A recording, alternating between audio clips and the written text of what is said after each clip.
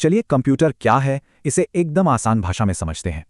हम सब रोज computer use करते हैं, पर कभी सोचा है ये असल में है क्या और काम कैसे करता है?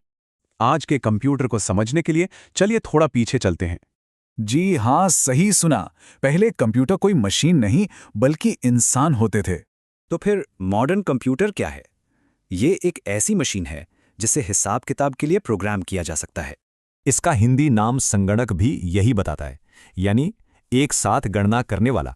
लेकिन सवाल यह है कि ये काम कैसे करता है। इसका जवाब एक बहुत ही सिंपल 3 स्टेप प्रोसेस में छिपा है। पहले जानकारी अंदर जाती है जिसे इनपुट कहते हैं, फिर उस पर काम होता है यानी प्रोसेसिंग, और आखिर में हमें रिजल्ट मिलता है यानी आउटपुट। तो अब देखते हैं वो कौन से मुख्य हिस्से हैं जो इस पूरे प्रोसेस को चलाते हैं। हर कंप्यूटर में ये 4 मेन पार्ट्स होते ही हैं जो मिलकर काम करते हैं।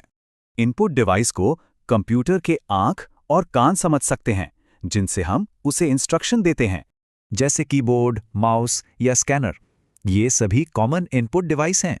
अब बात करते हैं कंप्यूटर के दिमाग की, जिसे कहते हैं सेंट्रल प्रोसेसिंग यूनिट या सीपीयू। यही चिप सारा डेटा प्रोसेस करती है, सारे कैलकुलेशंस और लॉजिकल काम यही करती है। लेकिन प्रोसेसिंग के बाद जानकारी को याद रखना भी तो जरूरी है। यही काम आती है स्टोरेज। रैम मतलब शॉर्ट टर्म मेमोरी, जो बिजली जाते ही खाली हो जाती है, और हार्ड ड्राइव है लॉन्ग टर्म स्टोरेज। और आखिर में आते हैं आउटपुट डिवाइस, जो हमें प्रोसेसिंग का नतीजा दिखाते हैं, जैसे कि मॉनिटर स्क्रीन, प्रिंटर या फिर स्पीकर्स, जिनसे हमें आउटपुट मिलता है।